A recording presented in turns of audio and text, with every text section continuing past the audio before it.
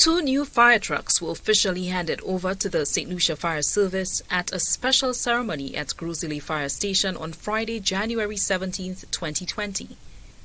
The service now has a rescue appliance for the recovery of crash wreckage and a ladder truck for high-rise fires like the Great Ajuda building blaze.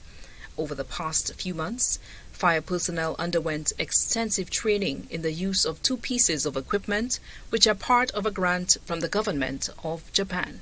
The hydraulic platform replaces a similar apparatus that was manufactured in the year 1990, which would make it about 30 years.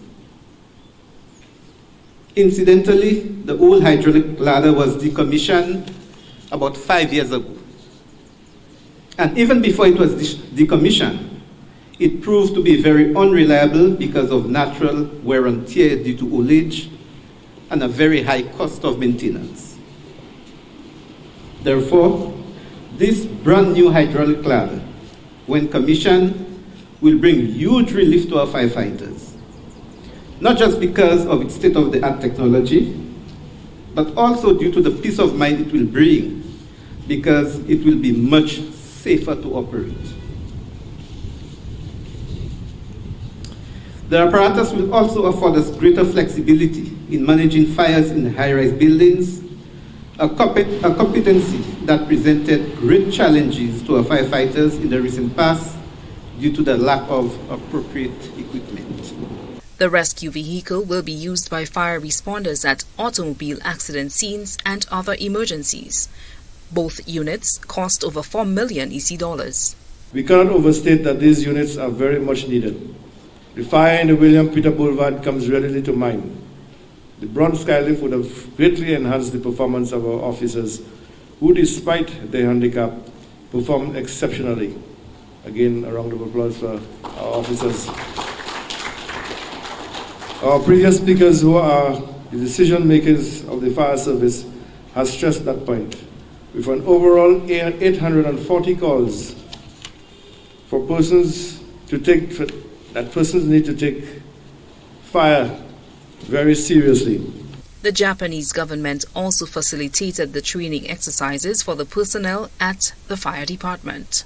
We always pay respect to firefighters and rescue missions for their courage, dedication, and professionalism.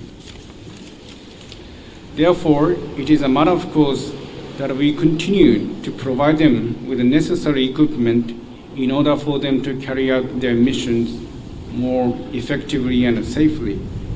I strongly wish that the new equipment will facilitate the fire service in fulfilling its responsibility and saving lives and properties in the case of emergency, and will become a visible, long-lasting symbol of excellent cooperation between Japan and St. Lucia.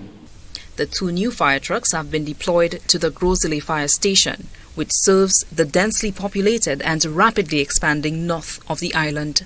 The kind of development that we see now is rapidly changing. The kinds of buildings that we have places new demands. I'm pleased to see that we have appliances that can perhaps cater for high-rise buildings.